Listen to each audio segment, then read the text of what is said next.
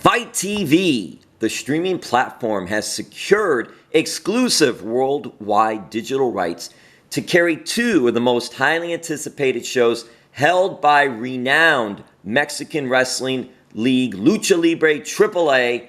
Invading New York will take place at the Hulu Theater at Madison Square Garden on Sunday, September 15th at 6 p.m. Eastern Time, and then Invading LA will take place at the Forum on Sunday, October 13th at 9 p.m. Eastern Time. And here from FITE TV, we have Chief Operating Officer Mike Weber. Thank you so much, Mike. Tell us about these two events and FITE TV being involved with them and how people can check them out through FITE TV. Jim, thank you for having me as a guest with you. It's been a long time since I've talked to you, but I'm glad we have a chance here to chat. It's been quite exciting that we were able to do a deal with Lucha Libre. They have been around for forever, and they're just really now trying to make their mark in the U.S. I actually had the pleasure. This is actually the second time I've worked with them. Jim, you might know, your wrestling history. They actually did an event called When Worlds Collide back in 94 or 95, I believe, in the LA Sports Arena, and it was produced and distributed by World Championship Wrestling, which I was the guy who did that. So it's sort of fun working with people again the second time around, 25 years later. But it should be a great event. They have a fantastic platform of lucha wrestling, and they're loved for around the world, and there's not a better place to come from than New York and LA.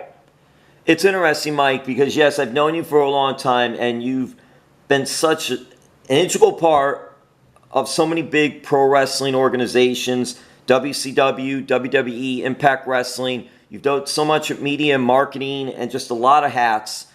I'm wondering, with Lucha Libre AAA, now they're invading the U.S. They're coming here. It seems like this might be a springboard to do more shows in the U.S. Why do you think this is a good time for a company like that to do that? Because they've been so established in Mexico for such a long time. Yeah, they've done a great job in Mexico, and they are the premier wrestling organization in Mexico, and they are now looking for, let's take it to the world. Maybe there are other companies similar to them. Obviously, WWE has done that, Impact Wrestling, all the companies we just mentioned. What made them go to the next step was getting exposure outside of their immediate country, and that's what's important for this company. New Japan's done the same. We just aired a show from New Japan in London this past weekend. So it would make only sense that they are now debuting their programming in New York and LA, which are both hotbeds for their programming to start, but also they're looking to expose their programming to new fans as well. Mike, you know the Florida area. Do you think that AAA, that South Florida especially, Miami, and also Texas are areas that in the future we could see AAA maybe conducting shows there? Yeah, I think it is possible because obviously there's a heavy Hispanic influence in both those states you mentioned, but so is there in Chicago, So I think anybody who speaks Spanish and is interested in AAA are obviously fans, but I think AAA is much bigger than just a Hispanic fan base. They're not selling to only the Hispanics. There's a lot of hardcore wrestling fans that just like their style of wrestling, no different than how a lot of people like the New Japan style of wrestling, or in the style of AEW, or the style of Game Changer Wrestling, which I'm not sure you're familiar with, but they have a distinct style too. And there's the fan bases keep growing and growing for all of these, and the whole category of wrestling has just exploded over the last 2-3 years here now. TV and pay-per-view were the springboards for pro wrestling and doing shows. And now we see so many different ways you can watch nowadays. I want you to talk about that and also about FITE TV. Yeah, well, wrestling's come a long way from their debut on the Dumont Network. One of my favorite ones.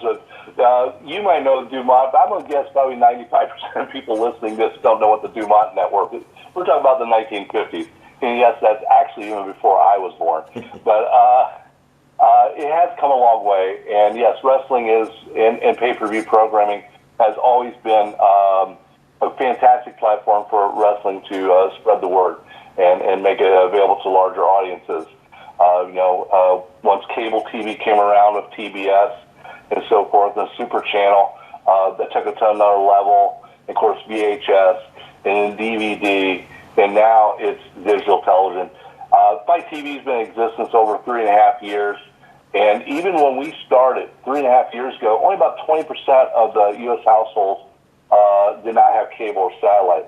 Well, that number is now up to 35% of U.S. TV households do not have cable or satellite, but they obviously have internet access and watch platforms like Netflix and Hulu, Amazon Prime, and so forth. So right there is FITE. We're essentially available on every digital platform around the world.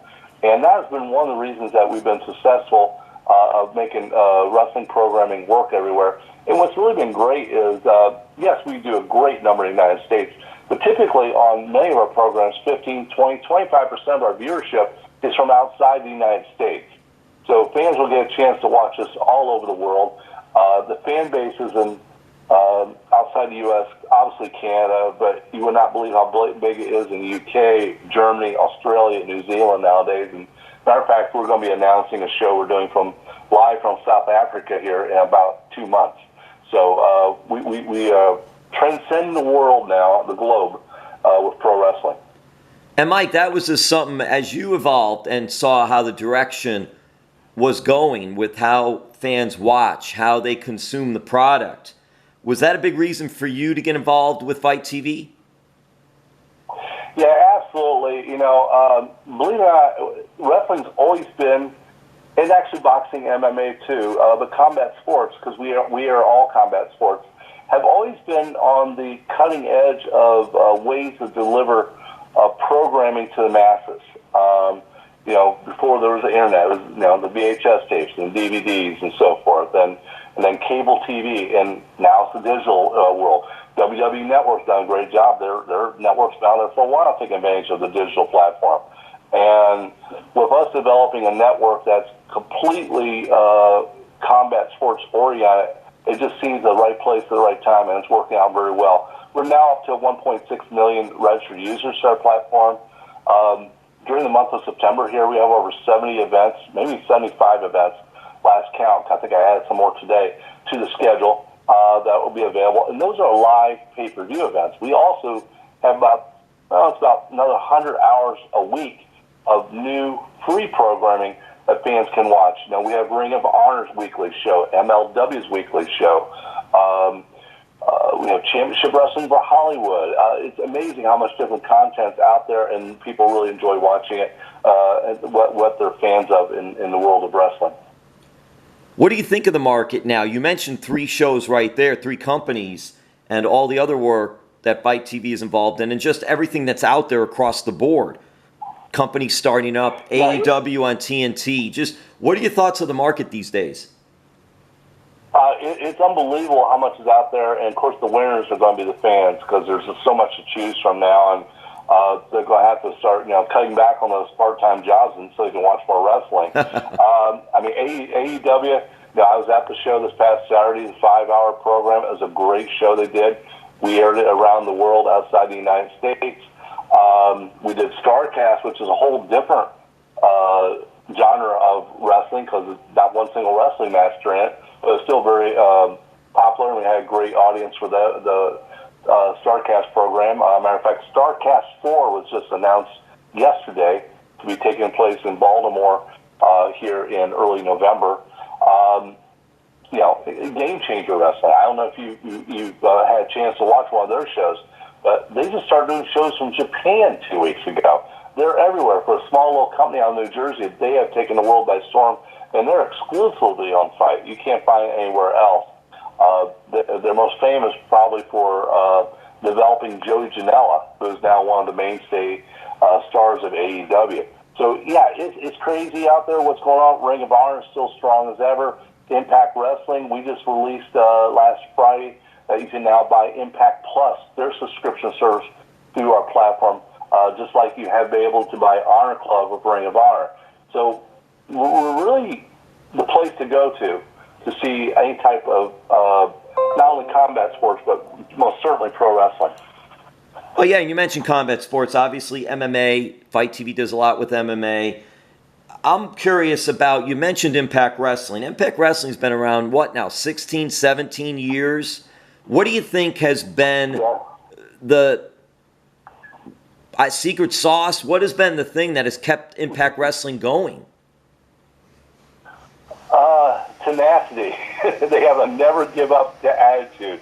And that's really one of the reasons it's still going, because they've had every obstacle thrown at them over the years.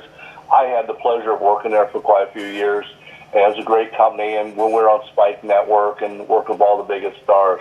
But they're still there. They're not going away. And, you know, they just hired Ken Shamrock for their tapings that are doing in Las Vegas this week. So they're staying relevant. They got a good group of guys who are willing to try anything and keep pushing and take it to another level. And tenacity takes you a long way. It's a little bit, you know, FITE. We started with zero. We had, you know, no programming, and we launched and hoped it was going to work and put a lot of effort into it. Our company is actually a technology company first. So one thing that we felt very comfortable about is that we had, you know, a great streaming experience for our fans when they view our shows. We have great recommendation engines to suggest what you should be watching. If you like Game Changer Wrestling, you should be watching Southern Violence Wrestling. You know, there's a lot of different kind of programming that complement each other on our platform. It's interesting, too, that AAA is making inroads in the U.S., and Invading New York will take place at the Hulu Theater at Madison Square Garden, Sunday, September 15th. And you have Invading L.A. at the Forum on Sunday, October 13th, and you could see both via FITE TV. I also noticed, Mike, there's cross-promoting going on. AAA and Impact Wrestling. You have New Japan Pro Wrestling doing cross-promoting. Do you see more of that now? And if so, why? Yeah, I do see more of it. There's a lot of good relationships there, trading of talent. You've actually seen the MMA world. I don't think it's official, but, you know, Bellator has been signing some UFC people, and UFC signed some Bellator and Rise in MMA. So it's sort of happening around there that people are changing their affiliations and helping grow other companies. And I think it's a good thing out there. It helps take both companies to another level for various reasons where their strengths are. They both play to their strengths, eliminate their weaknesses. So, the Ring of Honor New Japan show in Madison Square Garden was hugely successful in April. Impact working with AAA is going to be a very good event, ironically back at the Garden again. And I want to point out these AAA events, while we are the exclusive digital supplier of it, we also have taken responsibility to clear the programming on DirecTV, Dish, in-demand cable TV, and of course in Canada as well. So essentially you got multiple options. We love you to watch on FITE, but we have no problem if you also are watching on DirecTV and Dish or your local cable channel. So it's pretty much available anywhere you can find it. And it's going to be a great show for them. I'm real excited about them. We've helped them bring in the television production team, which is a top-ranked network quality production team. So it's going to be a darn good-looking show. And with all that said, too, when you look at DirecTV and doing things, working with them, and again, the cross-promoting, I mean, back in the day, that would be so hard to do, wouldn't it? Well, it would have been. I've worked with those companies in the past, but this is really, it's beneficial to FITE for the program to be on all platforms because it just gives, more people are going to find it, okay? And fortunately, you know, I've worked in pay-per-view program for over 30 plus years, and, you know, obviously we're not doing it for free. We're able to make a few extra bucks. Our partners are making some more money, and we just want to make our programming, this program, with our partners like AAA, available everywhere. And that's really the key to the success for both us and our partners. And Mike, you've been in the business for quite a while. You have so much experience, and you've worked with those major groups like we mentioned. I'm just curious, a couple things, I'll let you go, but I'm curious your thoughts on this. What are your thoughts of WWE on Fox? I think it's fantastic. You know, I mean, they've always had a great relationship with USA Network, even though they did take a brief hiatus to what is now, I guess, Paramount Network, about 3 names later. But that relationship goes back, 35, maybe almost 40 years now. And I think it's good. It's freshening things up. They have maintained a relationship with USA Network, which is great for them. So with the Fox, I guess the best way to look at it, remember the days before Fox had NFL? Who would have guessed that now Fox is the leader in delivering NFL programming and is a major player there. So I think it's helped the NFL to be on Fox, and I see nothing different than for WWE to be on Fox now as well. And then the other thing I wanted to ask about, AEW's on TNT, and now you have WWE's NXT on the USA Network, same time, same day. I was wondering your thoughts on that when you found that information out. Well, it's quite exciting. I actually had the pleasure of working for WCW Nitro during the Nitro Raw Wars, as they like to call them, and it was a very exciting time, and we're trying to one-ups the other competitor, and the fans win. You see better and better programming. Nobody's going through the motions. Nobody's phoning it in, and this will be no different. Now, what's going to be different, though, is back in the 90s, there weren't the large group of independent wrestling companies available to see to also get involved in this, and it's helping them all elevate. I mean, at WrestleMania this past year in New York, we aired over 34 live wrestling shows that weekend that were non-WWE shows. And I'm not sure. I've heard the number might have been as high as 50 or 60 events that took place that weekend. We just aired 34 of them, which to me is a pretty astronomical number. Having worked on the original WrestleMania, I would never dream that many companies would try to ride their coattails to get programming there. So I see that happening for this series of events between WWE and AEW. They're both kind of trying to downplay it and take the high road. But let's face it, yeah, they're going head-to-head on Wednesday nights. There's no two ways about it. What an exciting time it was then, and hopefully it'll be an exciting time now. And Mike, you're an Ohio guy, correct? Go Buckeyes. Oh, no, don't say the Buckeyes. That still hurts. That still hurts down here. The Browns are sort of a big deal here. So talk about living up to the hype. Who can live up to the hype the Browns have had this season? They haven't played the first game, and everybody's got them going to the Super Bowl. This is the year.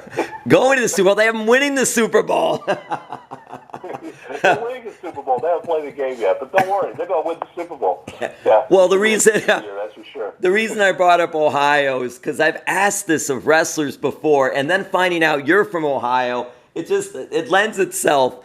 So much great wrestling talent has come from Ohio, and now a great executive, a great chief operating officer is from Ohio. What's in the water up there, Mike?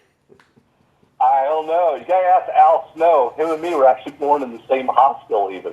So it's pretty good. It's sort of funny that we crossed paths and worked together and so forth. Yeah, we're both from born in St. Rita's Hospital in Lima, Ohio. Well, if you want to be a wrestler or be an executive in wrestling or work in some capacity, get born in Ohio. Come on. Yeah, it's a good career move. All right, Mike. Hey, anything you want to close with or wrapping this up? So anything just about FITE TV, the big events coming up, or anything else? Well, yeah, we got quite a few stuff going. I think we've had quite a few shows that we have coming up this month. Ring of Honor has an event on September 27th, which should be really good. And Ken Shamrock, I mentioned earlier, is debuting his Valor bare knuckle fighting. Bare knuckle fighting, they've been with us from the beginning. It's a genre that's only about 15 months old, and it's pretty exciting what they got going on in the bare knuckle world. There's a bare knuckle fighting championship 8 already coming up in October. So yeah, we got a lot of really cool events coming up there. As a matter of fact, we have a Tyson Fury fight next week, live from Las Vegas with Top Rank Boxing. So we got a little bit of everything going on, which is what our goal is, and we're really excited what the future holds for us. Well, Mike, always good talking to you, always good catching up with you, and always thank you for allowing me to do what I do. So take care, all the best, and we'll talk down the road. Sounds great, Jim. Thank you.